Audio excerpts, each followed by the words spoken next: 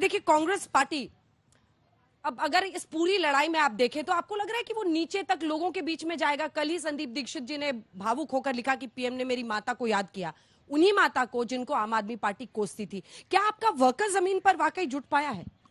देखिए, वर्कर तो छोड़िए, जो देश की जनता है आज भारतीय जनता पार्टी के खिलाफ वो एकजुट हो गई है। आप तमाम मुद्दों पर, रोजगार का ले लीजिए, महंगाई का ले लीजिए, तमाम मुद्दों पर, खासकर उत्तर प्रदेश और दिल्ली की बात करें तो नौजवानों ने ठान लिया है कि सरकार को भगा देना है। आपने कहा था कि 2 जून को कौन जेल जाएगा, ये तो नहीं पता मुझे, लेकिन 4 जून को भारतीय जनता पार्टी सत्ता से बाहर हो जाएगी, ये गारंटी से कह सकता हूं।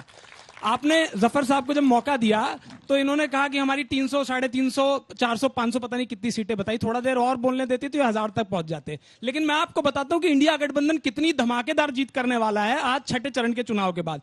इसका अंदाजा आप प्रधानमंत्री की भाषा शैली से लगाइए। आज उन्होंने बिहार में पूरे के पूरे विपक्ष को गाली दी है। उन्होंने कहा है कि कांग्रेस पार्टी या इंडिया गठबंधन जो है ये मुजरा करता है। आप मुझे बताइए, अभी जफर इस्लाम साहब हमारे बड़े भाई हैं, अभी मैं उनको बोलूं कि जफर साहब यहां पर मुजरा कर रहे हैं तो आप मुझे टोक देंगे कि ये क्या भाषा है। इस भाषा का स्तर को संभाल के रखिए, क्योंकि यहां जिम्मेदारी बनती है। आपके व्यूअर्स जो है लाखों की संख्या में है, करोड़ों की संख्या में है जो देखते हैं, लेकिन देश का प्रधानमंत्री देखिए, जिन्हें दुनिया देख रही है, वो मंच से मुजरा करने वाला कांग्रेस पार्टी को बता रहे हैं। जिस देश ने इंदिरा गांधी जैसी प्रधानमंत्री दी जो पाकिस्तान के 2 हिस्से कराई, जिस देश ने राजीव जी जैसे प्रधानमंत्री दिए जिन्होंने आईटी की क्रांति ले आए, मनमोहन सिंह जैसे पीएम दिए जो देश के छोड़िए दुनिया के सबसे बड़े इकोनॉमिस्ट में उनका नाम लिया गया। आज देश में ऐसे प्रधानमंत्री है, ऐसी भाषा का इस्तेमाल होगा।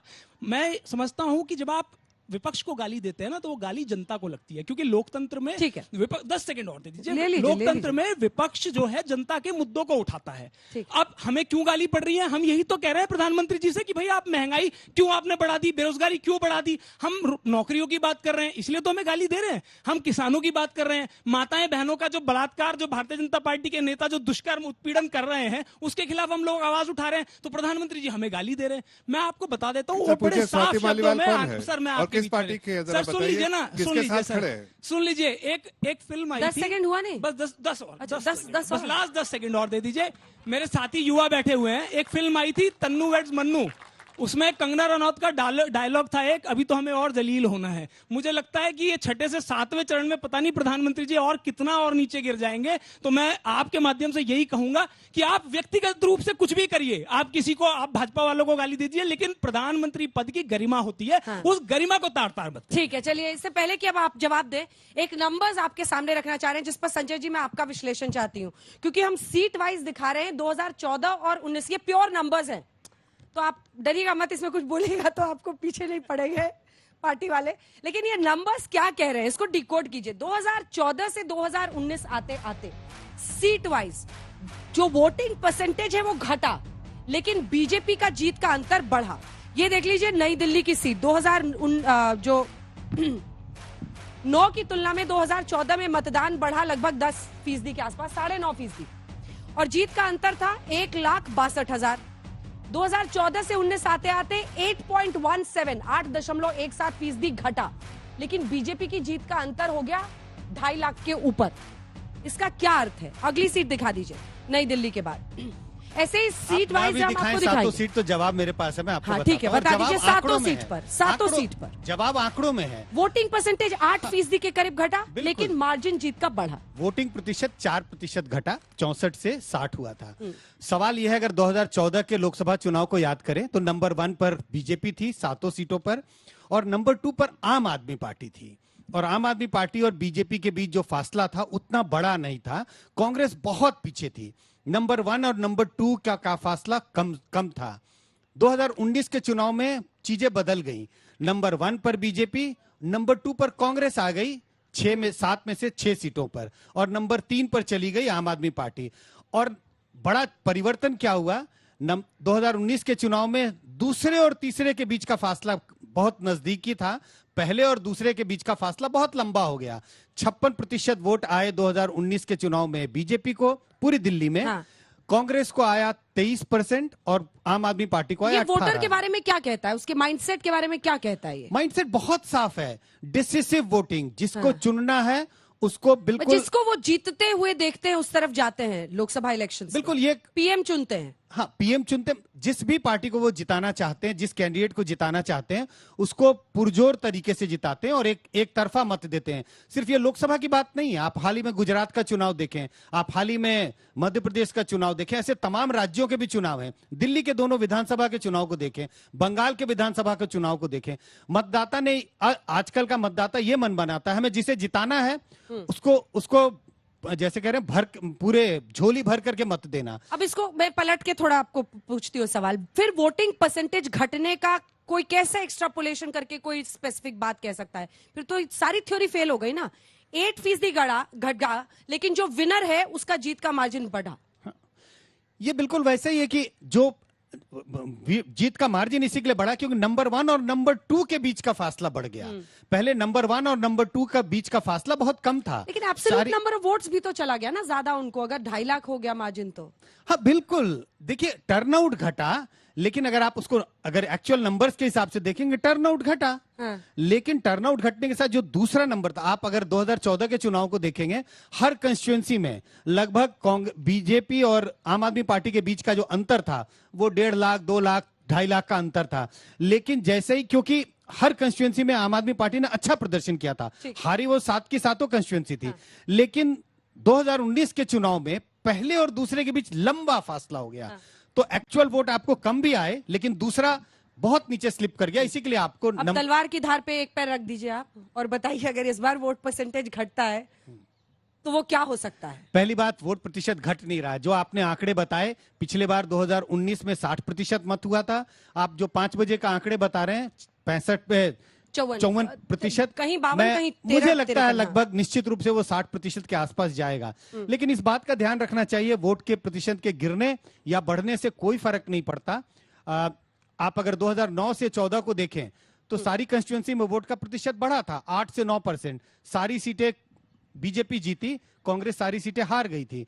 14 से 19 के बीच में 4% वोट गिरता है, फिर भी बीजेपी 7 की 7 सीटें जीतती हैं। तो वोट प्रतिशत के गिरने या बढ़ने का सीटों के हारने या जीतने से कोई सीधा संबंध नहीं है। ठीक है, चलिए अब वापस आते हैं तीनों जो राजनीतिक मेहमान है उनके पास आते हुए, आप जवाब दीजिए उनकी बातों का। देखिए अंजना जी, मैं बार बार ये कहना चाहता हूं कि जो भी ऑपोजिशन के पार्टीज हैं वो प्रधानमंत्री को अक्सर गाली दिया करते हैं। ठीक है, हम एक डिसिप्लिन सोल्जर है पार्टी के, मैं उनकी बातों का उस तरह से जवाब नहीं दूंगा, लेकिन इतना जरूर पूछूंगा कि वो महिला उत्पीड़न की बात कर रहे थे, जरा इन दोनों पार्टियों से आप पूछिएगा कि स्वाति मौलीवाल, जो महिला के साथ उत्पीड़न हुआ मुख्यमंत्री जी के घर में और ड्राइंग रूम में, ऐसी जो इस तरह की घटना जो है और उसके बारे में चुप्पी लगा के बैठे हैं, कोई बात नहीं कर रहे, ना मुख्यमंत्री ना ही। दूसरी बात, ये कांग्रेस के बारे में बात कर रहे थे, कांग्रेस छोड़ के भारतीय जनता पार्टी में। अरे भाई, जो पार्टी प्रधानमंत्री जी से जो भी लीडर प्रभावित होके, और वैसे लीडर आते हैं जो कहीं ना कहीं जनता में जाकर जनता के लिए कुछ भला करना चाहते हैं। हमारी पार्टी का बिल्कुल साफ जो एक ही नजरिया रहता है कि हमें जनता के बीच में जाके जनता की सेवा करना है। जनता के सेवा के लिए हम समर्पित होते हैं और जनता की ही सेवा करते हैं। प्रधानमंत्री जी ने अपने पूरे 10 साल जनता की सेवा के लिए अपने हर फैसले में जनता को सामने रखा और उनके लिए, उनके अच्छाई के लिए और बेहतरी के लिए काम किया।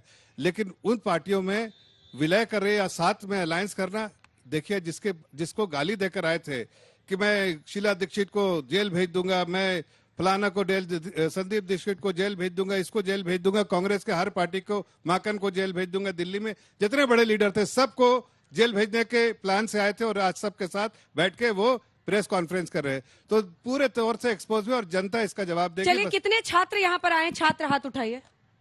अच्छा, कितने लोग हैं आप में से जो पहली बार इस शो में आ रहा है? वो हाथ उठाइए।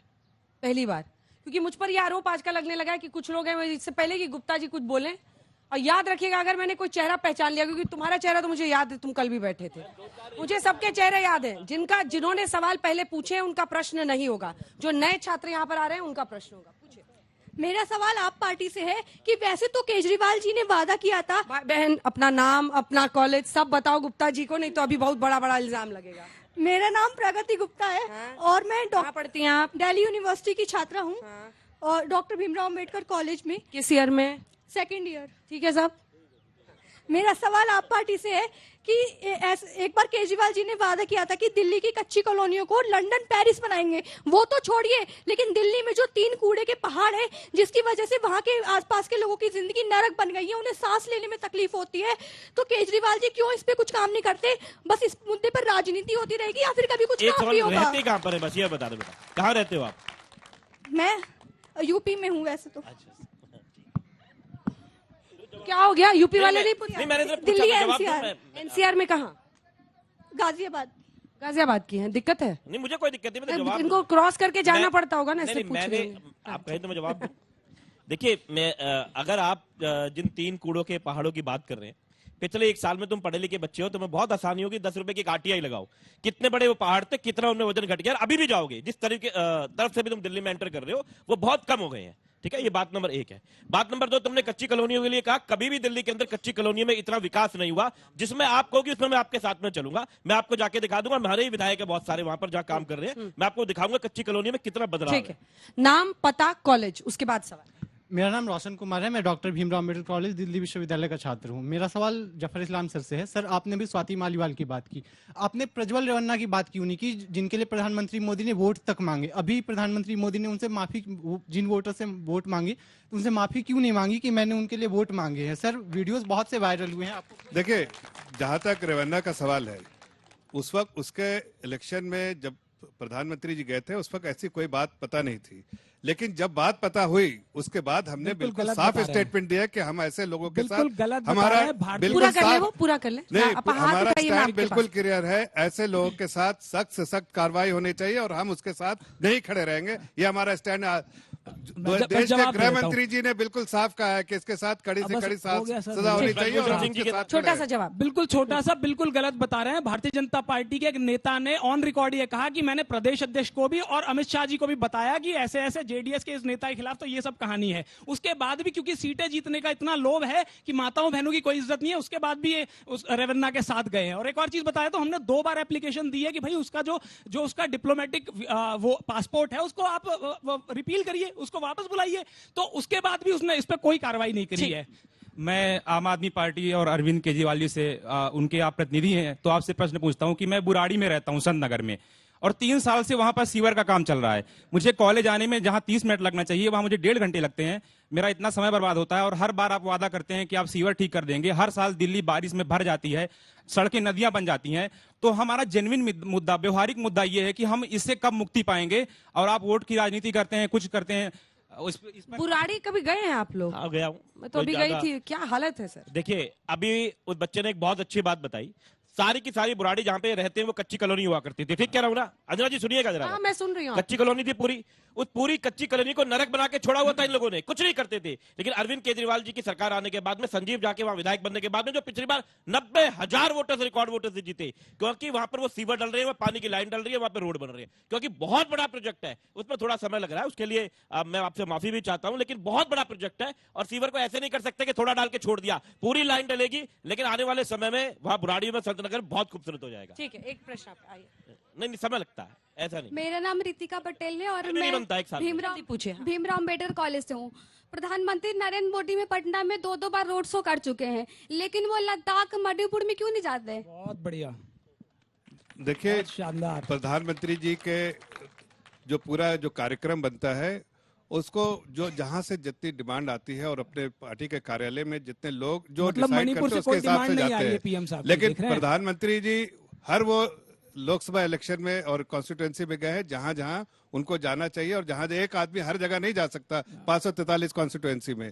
लेकिन देश के हमारी पार्टी में और भी बहुत अंजना बड़े जी, नेता हैं मणिपुर और जल बहुत रहा सारे है बड़े महीनों नेता से। लोग गए हैं वहां पर। ऐसा नहीं कि अगर प्रधानमंत्री जी नहीं गए तो बहुत और बड़े नेता नहीं गए। हमारे लीडर जो है उसमें 40 लोग जो होते हैं जो कैंपेन करने के लिए हर कॉन्स्टिट्यूएंसी के लिए, हर स्टेट के लिए डेजिग्नेटेड होते हैं, और कोई भी उसमें जा सकता है। लेकिन उसमें प्रधानमंत्री जी 543 कॉन्स्टिट्यूएंसी में तो जा नहीं सकते। लेकिन जाहिर है बहुत सारी कॉन्स्टिट्यूएंसी में गए होंगे, बहुत सारी कॉन्स्टिट्यूएंसी में नहीं भी गए होंगे। ठीक है, जल्दी से एक सवाल इधर से आप आइए जल्दी से उसके बाद से। सर, मेरा नाम नैन है और मेरा क्वेश्चन बीजेपी से है कि अगर बीजेपी जीत जाती तो वुमेन सिक्योरिटी के ऊपर वो क्या करेगी? क्योंकि देश का भला तो हो रहा है, लेकिन आधे से ज्यादा जगहों पे ना महिलाओं की हालत या तो पहले जैसी है या फिर पहले से भी बदतर है। देखो मेरी छोटी बहन है, मैं इसको ये बताना चाहता हूँ कि प्रधानमंत्री जी ने 4 जो चीज को आइडेंटिफाई किया जिसको सशक्त बनाना है, उसमें महिला एक है। तो हर वो चीज करेंगे जिससे महिला का एम्पावरमेंट हो, सशक्तिकरण हो, और उनके सेफ्टी एंड सिक्योरिटी को प्राथमिकता प्रधानमंत्री जी ने दिया और उसी तरह से इम्प्लीमेंट भी होगा। ये सशक्तिकरण की दिशा में ही इन्होंने ऐसा कदम उठाया है कि बृजभूषण शरण सिंह के बेटे को इन्होंने सांसद का टिकट दे दिया। ये इनका सशक्तिकरण है।